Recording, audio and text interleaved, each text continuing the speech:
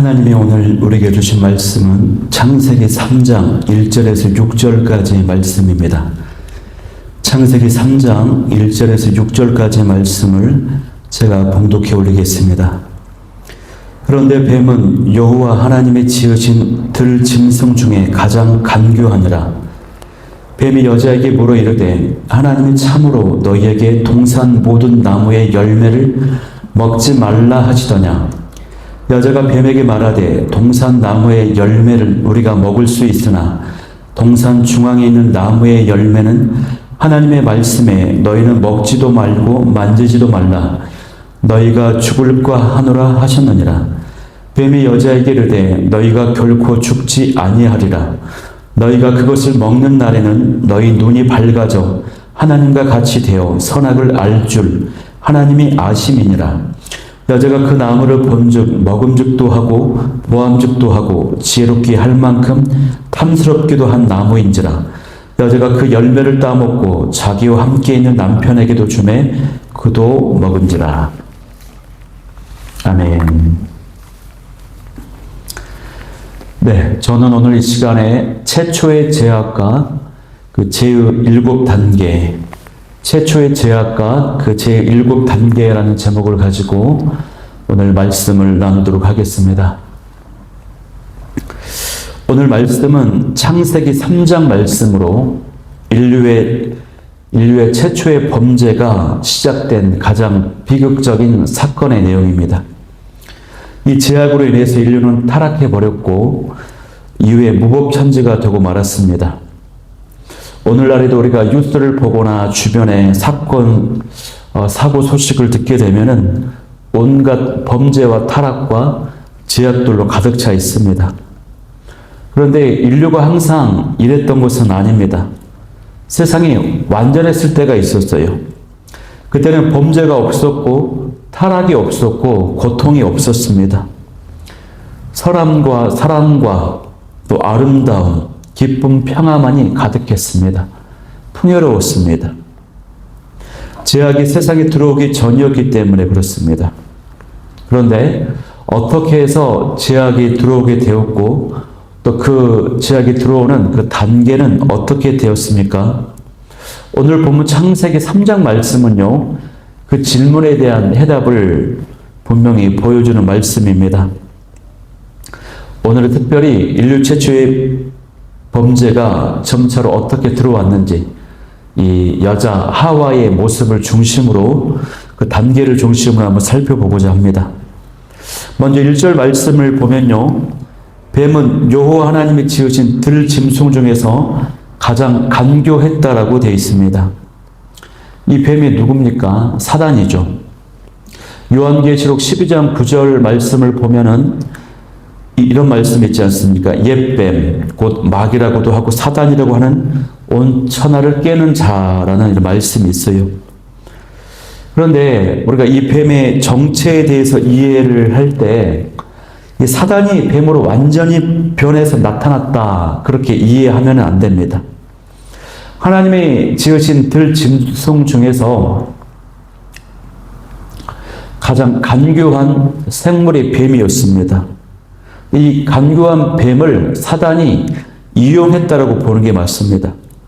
사단이 뱀을 유혹의 도구요, 통로로 지배해서 그 유혹의 말을 하게 했다라고 하는 것이 성경적인 이해라고 하는 것이죠. 그러니까 여기서 이 뱀 자체가 사단이 아닌 것입니다. 최초에 창조된 뱀은요, 틀림없이 똑바로 서서 걸었고 또 매우 웅장한 생물이었을 것으로 보입니다. 왜 그렇습니까? 14절 말씀에 보면은 하나님께서 조주를 하시면서 배로 다니고 흙을 먹으며 살게 되리라라고 조주를 하시거든요. 그렇기 때문에 그 전에는 그렇지 않았다라고 하는 의미입니다. 하나님은요, 피조물을 그 자체로 완전한 존재로 만드셨습니다. 뱀도 마찬가지로 하나님의 창조 생물이었어요. 예수님께서도 그런 말씀을 하셨고 사도 바울 선생님도 그런 말씀을 하셨는데 인간의 비극적인 타락의 그 배후에는 사단 마귀의 그 세력이 있다는 것입니다. 그러니까 사단이 이 뱀을 이용해서 접근을 한 것으로 보아야 되는 것입니다. 그럼 여기서 또 하나의 질문이 생길 수가 있는데요. 그것은 뭐냐면 사단이 어디에서부터 존재하게 되었는가 하는 것입니다. 사단도 역시 하나님의 창조된 피조물입니다. 창조의 창조물이에요. 그래서 사단 역시도요, 하나님의 통치 아래 놓여져 있는 존재입니다. 사단은 하나님의 만드신 천사와 같은 존재였어요. 그런데 교만하고 불순종해서 타락해버리고 말았습니다. 사단 마귀가 어떻게 해서 타락을 했는지에 대한 그 내용을 성경이 자세하게 설명해 주지 않고 있습니다. 그러나 이사야 14장 말씀에 보면요, 바벨론 왕의 교만한 모습이 나옵니다. 또 에스겔 28장 말씀에 보면은 두로 왕의 교만한 모습이 나타나 있어요. 그런데 이 두 왕의 모습은 1차적으로 인류의 역사 가운데 있었던 인간 왕의 교만한 모습을 설명하는 것이 맞습니다. 그런데 그 표현들, 그 말씀의 그 표현들을 자세히 보면요, 이런 표현이 있어요. 하늘에서 떨어진다.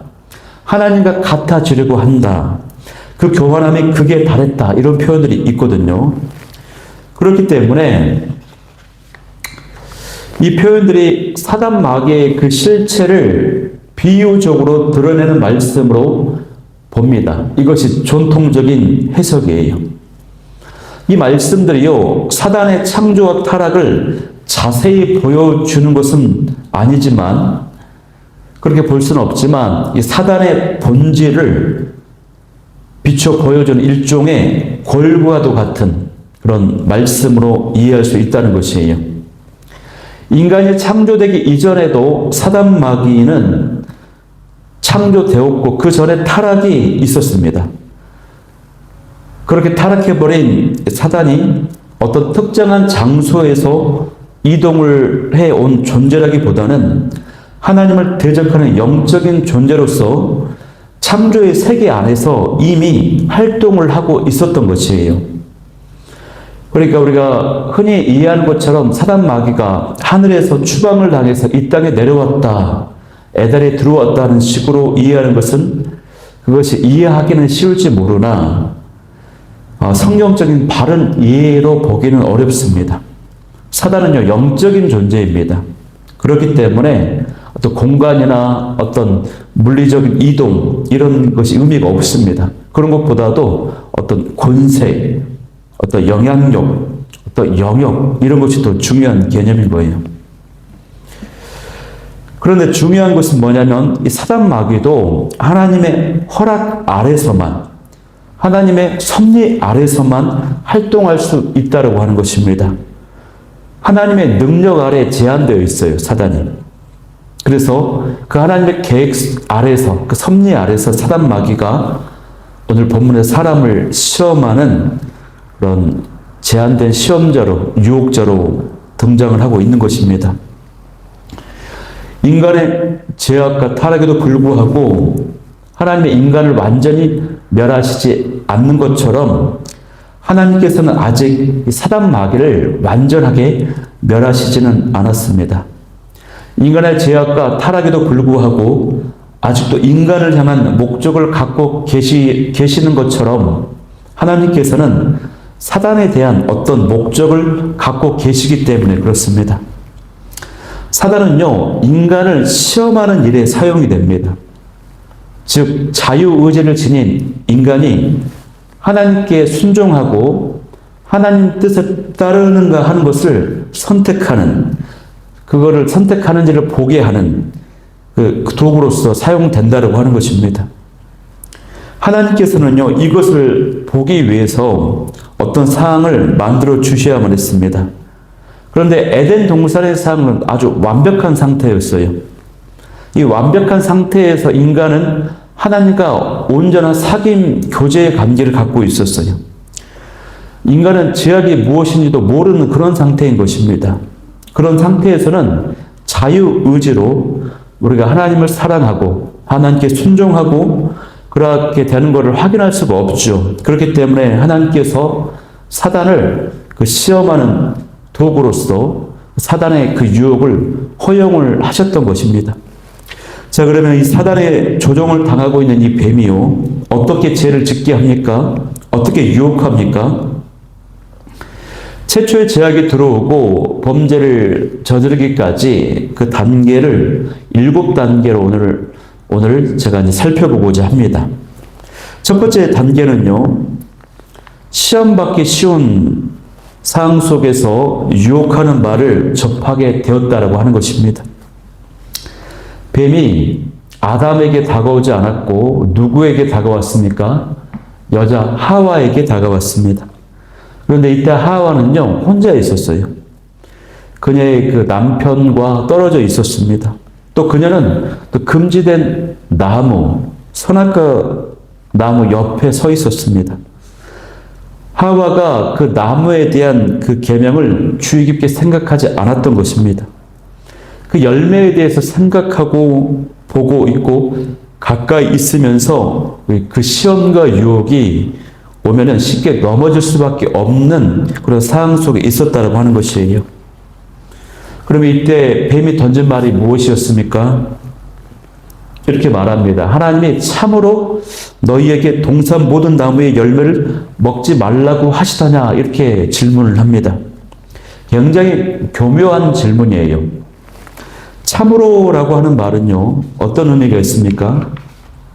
이 참으로라는 말을 사용했는데, 이것은 하와가 그 열매에 대해서 깊이 마음속으로 또 생각하고 있었다라고 하는 것을 보여주는 것입니다.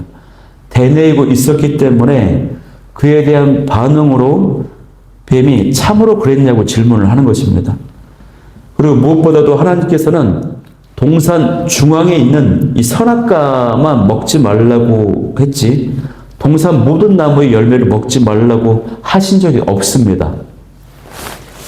하나님께서는요, 지극히 선하신 분으로서 동산에 있는 한 나무의 열매만을 제외하고 모든 것을 허락을 해주셨는데, 사단이 그것에 대한 의심을 갖게 한 것입니다. 깊이 생각하게 만들고 하와가 생각하기에 뭔가 진실을 놓치고 있거나 또 하나님을 오해하게 만드는 그 유혹의 말을 던진 것이었습니다. 이것이 바로 유혹의 첫 단계입니다. 하와가 그렇게 유혹을 받을 수 있는 상황에 노출되어 있었고 그 상황에서 유혹을 받게 된 것입니다. 여러분, 우리가 말씀이나 또 공동체에서 떨어져 있거나 혼자 있을 때요, 그러면 유혹과 시험에 취약한 상태가 되고 맙니다. 그 유혹의 말에 죄를 짓기, 유혹의 말에 넘어가기 쉽고 하나님을 의심하거나 잘못된 생각을 하기가 굉장히 쉽습니다. 이거를 우리가 주의해야 될 줄 믿습니다. 두 번째 단계는요, 유혹하는 말을 들었을 때 그것을 바로 떨쳐내지 못하고 그에 대한 관심과 호감을 가지면서 마음속에서 품었다라고 하는 것입니다. 품고 생각을 하고 그걸 가지고 논의를 하게 되었다라고 하는 것이 이것이 바로 죄악의 두 번째 단계라고 할 수 있습니다. 2절 말씀을 보면요, 여자가 뱀의 말을 끊어버리지 못합니다. 또 그렇지 않다라고 단호하게 거부하지 못하고 이 뱀과 대화를 나누게 됩니다. 그 유혹을 그 미끼를 물어버린 거예요. 그 유혹을 받아들인 것입니다. 이것이 두 번째 단계입니다. 여러분, 뱀이 유혹을 할 수는 있어도요, 우리가 죄를 짓기는 할 수 없거든요. 우리가 유혹을 받을 수는 있으나 그 유혹을 피할 수 있어요. 그런데 하와가 여기에서 실패하고 말았습니다. 하와의 실패를 더 분명하게 보여주는 말씀이 하와의 대답인데요. 하와는 2절에서 뭐라고 대답합니까? 동산 나무의 열매를 우리가 먹을 수 있으나 라고 말했습니다. 하나님께서는요, 창세기 2장 16절 말씀에 분명히 뭐라고 말했냐면 각종 나무의 실과를 마음껏 먹을 수 있다라고 말씀하셨어요. 그런데 여기서 하와가 비슷한 말을 한 것 같지만 다른 말을 했죠. 앞에 각종이라고 하는 단어를 빼버렸습니다. 동산 나무의 열매라고 얘기했어요. 각종 동산나무 열매가 아니라고 말했어요. 이것은 모든 나무들을 주신 그 하나님의 영광스러운 그 선하심과 그 사랑에 조금씩 벗어나 있는 하와의 모습을 보여주는 것입니다. 어쩌면 하와는요, 하나님의 그 명령이 나무 열매 먹지 말라라고 하는 그 명령이 너무 엄격하고 구속적으로 생각했을지도 모르겠습니다. 왜 그러냐면 3절에 또 보면요, 하와가 이렇게 말하거든요. 너희는 만지지도 말라라고 했다라고 말해요. 하나님은 그런 말씀을 하신 적이 없거든요. 먹지만 말라고 하셨지 만지지 말라 이런 말씀 안 하셨거든요. 근데 하와의 말에서 그렇게 나오는 것입니다, 여러분. 여기에서 하와의 그 심리, 그 마음 상태가 또 하나님에 대한 태도가 이제 보여지게 되는 것이죠. 또 하와 말을 들어보면요, 한 가지 또 있는데 죽을까 하노라 이렇게 말합니다. 제약의 결과에 대해서 말하는데 그것을 소홀히 여기고 있다라고 하는 것입니다. 하나님께서는 정령 죽으리라 이렇게 말씀하셨는데 하와가 죽을까 하노라, 죽을 수도 있고 죽지 않을 수도 있고 이런 식으로 이제 답변을 한 것이죠. 그러니까 무엇입니까? 이런 모든 모습을 볼 때 하와는요, 하나님의 그 말씀에 대해서 온전히 신뢰하지 않고 있다는 것입니다. 자기 나름대로 이해하고 자기 나름대로 자기 생각을 막 넣어서 바꿔버렸어요. 그런 상태로 이 뱀과 대화를 하고 있다는 것이에요. 여러분, 쉽게 말하면 자기 생각, 자기 의도, 자기 행동을 합리화시키고 있는 것이에요. 이런 모습이 바로 제약으로 가는 2단계의 모습이라고 할 수가 있는 것입니다, 여러분. 세 번째 제약의 단계는요, 하나님의 그 말씀을 의심하게 되는 것입니다. 하와는 그 열매를 한번 먹어보는 것이 어떨까? 그것이 그렇게 나쁜 일일까? 이런 마음을 마음속에 의심을 품고 있게 되었어요. 그러다가 갑자기 믿을 수 없을 정도로 사단의 거짓말이 하와의 마음속에 훅 하고 들어가 버린 겁니다. 4절 말씀에 뱀이 이렇게 말하죠. 너희가 결코 죽지 아니하리라 이렇게 말합니다. 사단의 이 거짓말을, 뱀의 이 거짓말을 하와가 그대로 받아버리고 맙니다. 정령 죽으리라 하신 하나님의 말씀을 믿지 않은 것입니다. 이것이 제약의 세 번째 단계라고 할 수 있어요. 당시에 하와의 그 마음속에는요, 이런 마음이 있지 않았을까요? 하나님의 이 계명, 이 경고는 아담이 받았지, 내 남편이 받았지, 내가 받은 것은 아니야. 그러니 내가 심판 받지는 않을 거야. 받게 됐더라도 설마 죽지는 않을 거야. 이런 생각을 했었을 거예요. 하나님께서는 나를 사랑하시는데, 아담을 사랑하시는데 나를 정죄하고 아담을 혼자, 아내 없이 배우자 없이 혼자 버려두시지는 않을 거야. 하나님은 선하신 분이니까 용서해 주실 거야. 이번에만 이 열매의 맛을 조금만 보고 다음에 더 열심히 하나님을 섬겨야지. 이런 식으로 이제 생각을 했을 수 있다라고 하는 것입니다. 그런 마음들이 아마 있었을 거예요. 그런데 어떻습니까? 하와 이런 마음, 이런 생각이 완전히 100% 틀렸습니다. 아담과 하와는요, 죽음이라고 하는 그 정죄를 받았고 마침내 죽음을 맞이하게 되죠. 사단은 하와에게 새빨간 거짓말을 했습니다. 이것이 바로 하나님의 말씀을 의심하고 불순종한 것의 결과였어요. 스스로에 대해서는 합리화를 시킵니다. 그 경고가 자기에게는 말씀하신 대로 적용되지 않을 것이라고 생각을 합니다. 사실 이런 모습이 얼마나 많은지 몰라요. 저와 여러분의 모습 가운데 많습니다. 여러분, 하나님은요, 사랑과 은혜에 대해서도 차별이 없으신 공의로우신 분이십니다. 그러나 그것은 죄악과 심판에 대해서도 마찬가지입니다.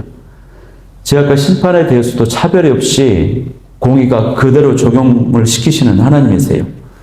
그런데 나에게는 간대하면서 다른 사람은 엄격한 잣대를 대고 우리가 정죄하고 비판할 때가 많다라고 하는 것입니다. 그러나 하나님께서는요, 우리의 심령을 감찰하십니다. 속지 않으십니다. 그러므로 저와 여러분도, 우리 역시도 스스로를 속이지 않는 저와 여러분이 될 수 있기를 소망합니다. 자, 이어서 네 번째 단계는요, 그 유혹대로 행하게 되면은 더 완전해지고 더 많은 유익을 얻을 수 있을 것이라고 생각하는 모습이에요. 이것이 바로 네 번째 단계입니다. 범죄를 저지르게 되는 네 번째 단계는 저 유혹을 받으면, 저대로 행동하면 더 유익이 될 것이다. 더 많은 것을 얻게 될 것이다. 완전해질 것이다. 라고 하는 그 기대, 그 생각을 갖게 하는 것입니다. 갖게 된다는 것입니다. 열매를 따먹으면 더 많은 유익을 얻게 될 것이라고 하와가 생각을 했어요. 5절 말씀에 보면요, 뱀이 이렇게 말합니다. 너희가 그것을 먹는 날에는 너희 눈이 밝아져서 하나님과 같이 된다. 또 선악을 알게 되는 분별력을 갖게 된다라고 하는 것입니다. 이것이 바로 그 유혹의 최고 절정이라고 할 수 있어요. 이 열매 먹으면 네가 원하는 것을 이룰 수 있게 된다는 것입니다. 안 그래도 내 안에는 뭔가를 채우고자 하는 욕망이 있습니다. 어떤 필요가 있어요. 그런데 하나님께 그것을 기대했지만 하나님은 채워주시지 않으셨어요. 그러나 사단의 유혹, 사단의 말을 듣게 되면은 나의 모든 욕망이 채워지고 내 모든 필요가 채워질 것만 같은 것입니다. 눈이 밝아지고 하나님과 같이 되어서 선악을 알게 된다는 것입니다. 여기에서 가장 악한 점은 뭐냐면, 내가 하나님처럼 되면 이제 더 이상 하나님이 필요합니까? 필요하지 않다는 것이에요. 하나님이 이제 더 이상 필요 없는 존재가 된다는 것이에요.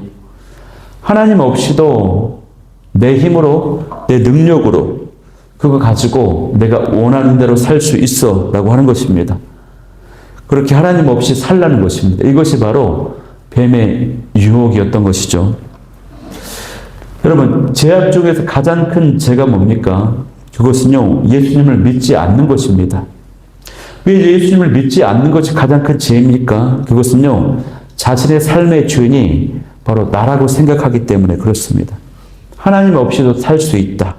내가 내 인생의 주인이다. 라고 하는 생각, 이 마음, 이 자체가 있기 때문에 아주 그 죄가 큰 죄악이라고 하는 것이에요. 이것이 바로 사단 마귀의 유혹의 절정이었습니다, 여러분. 하나님 없이 살게 하는 것이 바로 사단 마귀의 목표이기 때문에 그렇죠. 우리는 이와 같은 사단의 시험과 이 공격을요, 잘 이해하고 대처함으로 그 유혹에 넘어가지 않기를 소망합니다. 사단은 우리를 공격할 온갖 종류의 전략과 방법을 가지고 있습니다. 그래서 성경은요, 마귀의 그 괴계를 능히 이겨낼 수 있도록 대적하기 위해서 하나님의 전신갑주를 취하라고 말씀합니다. 사단은요, 굉장히 교활합니다. 그는 하와를 미혹하였던 것처럼 우리를 미혹하려고 애를 쓰고 있습니다. 우는 사자처럼 삼킬 자를 찾으며 돌아다닙니다. 우리가 동물의 왕국을 보면은 맹수가 이제 이 동물을 사냥하려고 노리고 있습니다. 근데 이 동물들이 떼를 지어서 무리를 지우고 있지 않습니까? 그때는 공격하지 않아요. 그런데 그 무리에서 한 마리가 이탈합니다. 떨어집니다. 그때 그 떨어져 나온 그 한 마리를 사냥을 하는 것이죠. 쉽게 사냥을 하게 됩니다. 그래서 붙어 있어야 됩니다. 교회 공동체에 붙어 있어야 되고, 말씀에 딱 붙어 있어야 되고, 예배의 현장과 기도의 현장에 딱 붙어 있어야 되는 것입니다. 그러면 쉽게 넘어가지 않습니다. 바라옵기는 주의 은혜가 저 여러분 가운데 넘쳐날 수 있기를 소망합니다. 자, 이제 다섯 번째 단계인데요. 다섯 번째 단계는요, 그 시험과 범죄의 그 다섯 번째 단계는 그것을 바라보고 갈망하는 것, 열망하는 것입니다. 6절 말씀을 보니까 하와가 이렇게 말합니다. 그 나무를 본즉 먹음직도 하고 보암직도 하고 지혜롭게 할 만큼 탐스럽기도 한 나무인지라 라고 말씀이 기록되어 있습니다. 먹음직도 하고 보암직도 하고 지혜롭게 할 만큼 탐스러운 것이었다는 것입니다. 성경 요한일서 2장 16절 말씀을 보면 이런 기록이 있죠. 이는 세상에 있는 모든 것이 육신의 정욕과 안목의 정욕과 이생의 자랑이니 다 아버지께로부터 온 것이 아니요 세상으로부터 온 것이니라 라고 말씀하고 있어요. 하와는 그 나무가 먹음직한 것을 보았습니다. 이것이 육체의 정욕이라고 할 수 있습니다. 하와의 그 육체가요, 그 나무를 갈망하고 있는 것입니다. 바라보고 소망하고 있는 것이에요. 하와는 애초부터 그 나무에서 멀리 떨어져 있어야 했었습니다. 자신의 눈을요, 그것을 보다가 다른 것을 보아야만 했었습니다. 그러나 하와는 절대 혼자 가서는 안 되는 그 나무를 향해 갔고 그 열매를 바라보았고 갈망했습니다. 간절히 바라고 있었어요. 이것이 바로 먹음직하였다. 육체의 정욕이었다고 하는 것입니다. 다음으로 하와는 그 나무가 보암직하고 매력적인 것을 보았습니다. 이것이 바로 안목의 정욕이라고 할 수 있습니다. 하와의 눈이요, 그 나무를 갈망했습니다. 그 눈이. 하와는 그 나무가 보암직도 하고 매력적인 것을 보았습니다. 그 금지된 열매는 하와의 그 마음을 더 강력하게 끌어당겼죠. 육체의 정욕도 마찬가지지만 이 안목의 정욕도, 이 안목의 정욕에 대한 경고의 말씀이 성경에 굉장히 많지 않습니까? 특별히 성적인 것을 탐하는 안목의 정욕에 대한 말씀, 경계하는 말씀이 많아요. 예수님께서도 이렇게 말씀하셨습니다. 나는 너희에게 이르노니 여자를 보고 음욕을 품는 자마다 마음에 이미 간음하였다라고 말씀하셨습니다. 남자들이 특별히 성적인 유혹을 많이 받게 되는데 3초의 법칙이라는 것이 있습니다. 3초의 법칙. 어떤 음란한 장면이나 음란물이나 음란한 어떤 모습을 보았으면 3초 안에 눈을 피하라는 것입니다. 3초를 넘어가면요, 피하기가 어려워요. 계속 빠져들게 되는 것입니다. 유혹에 넘어가게 되는 것입니다. 3초의 법칙이라는 것이 보자마자 생각도 하지 말고 눈을 피해야 되는 것입니다. 다음으로 하와는요, 그 나무가 지식과 경험과 지혜를 얻게 할 만큼 탐스러운 것을 보았습니다. 이것이 바로 뭡니까? 이생의 자랑입니다. 하와는 자기에게 어떤 것이 좋고 어떤 것이 나쁜 것인지를 스스로 결정하기를 원했습니다.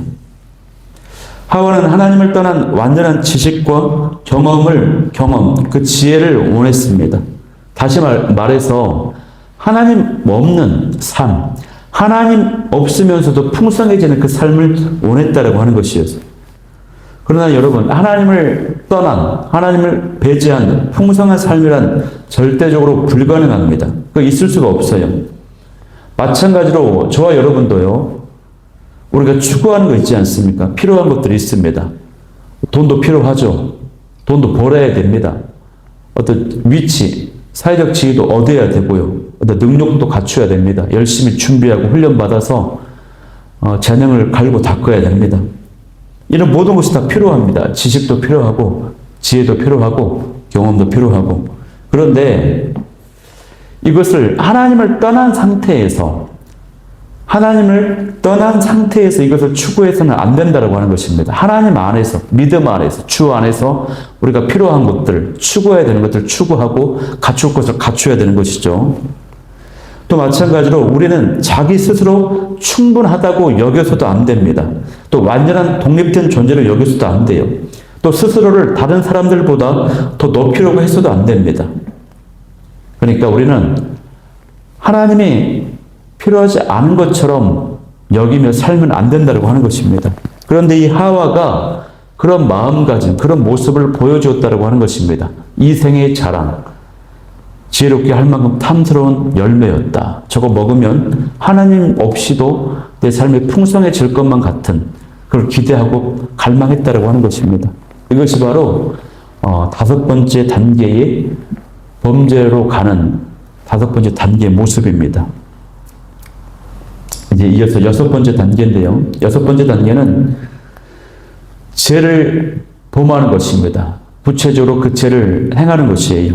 금지된 열매를 따먹어 버렸습니다. 죄를 저지르는 것, 불순종을 행한 것을 의미하는 것입니다. 이미 하와의 마음속에 죄악이 가득 차 있었어요. 그래서 이것이 행동으로 따먹는 그 행위로 나타나는 것은 시간 문제에 불과했습니다.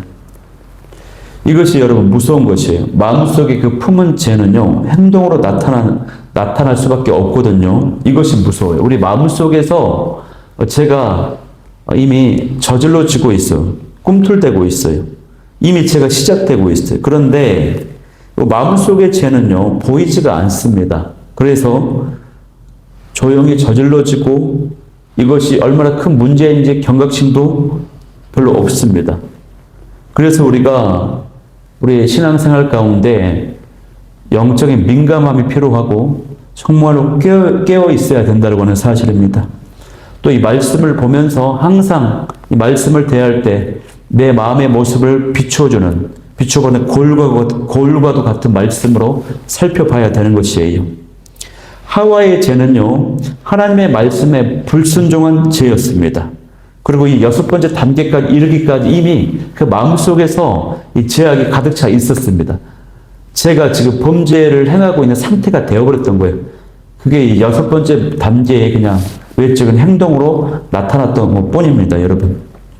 그렇게 해서 마지막 7번째 단계의 죄는 뭡니까? 그것은요, 다른 사람도 죄를 짓게 만들었다고 하는 것입니다. 6절 하반절 말씀에 보면은 그 여자가 그 열매를 먹고 이제 자기와 함께 있는 남편에게도 주었다. 그래서 그 남편, 아담이 그 열매를 먹었다라고 기록되어 있습니다. 즉, 마지막 7번째 단계는 뭡니까? 그 시험과 유혹의 7번째 단계는요, 다른 사람들도 죄를 짓게 만든다고 하는 것입니다. 이 하와는 그 열매를 남편에게 줬습니다. 남편도, 아담도 그 열매를 먹었습니다. 그런데 이 부분에 대해서 성경은요, 자세히 기록하지 않아요. 그냥 주니가 받아 먹었다라고 기록되어 있어요. 왜 그럴까요? 그것은 아담의 그 죄, 아담이 유혹받고 시험당하는 그 모습이 하와의 그 유혹과 시험 모습과 너무나도 똑같기 때문에 반복해서 굳이 설명할 필요가 없는 것이에요. 아담의 모습도 하와와 똑같았던 거예요. 여러분, 우리가 유혹을 당하고 시험받고 죄를 짓게 되는 그 모습은요, 그 누구라도 똑같습니다. 이 아담과 하와의 모습이 우리의 모습과 똑같아요. 우리 일상 가운데 죄를 짓게 되면 이 과정을 다 겪게 된다는 것입니다.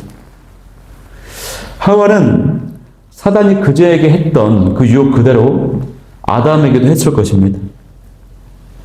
하와의 그 유혹하는 말에 아담은 호감을 갖게 되었고, 또 먹고 싶은 충동, 갈망하게 되었고, 하나님의 말씀에 의심을 하게 되었습니다.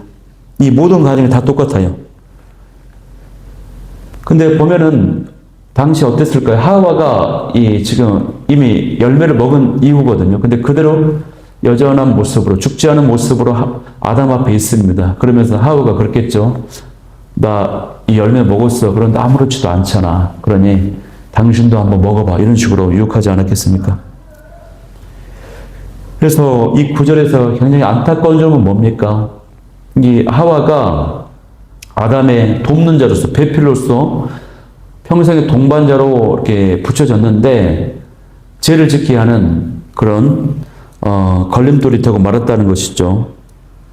그런데 하와는 뱀에게 속아서 이 죄를 지었다면 아담은 다 알면서도 죄를 지었어요.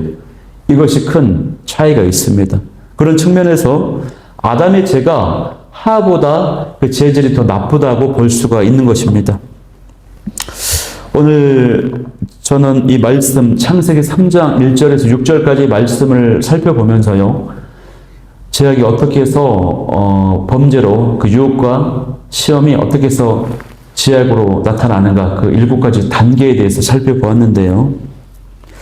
우리가 이 단계들을 알게 되면은 그 시험과 죄에 대해서 적극적으로 싸울 수 있습니다. 그러면서 우리가 어떤 큰 유익을 얻게 될 수가 있어요. 그래서 말씀을 이제 마치겠는데, 마치기 전에 다시 한번 정리를 하고 한번 맞춰보겠는데요. 첫 번째는요, 우리는 유혹과 시험에 취약한 상을 만들지 말아야 됩니다. 그래서 그러한 상황 속에서 유혹하는 그 모든 말을 거부해야 되는 것이. 두 번째는 그 어떤 유혹하는 그 말에도 관심 갖지 않아야 됩니다. 마음에 품거나 고민하거나 생각하거나 논의하거나 상대해서는 안 된다는 거 단호하게 거부해야 됩니다.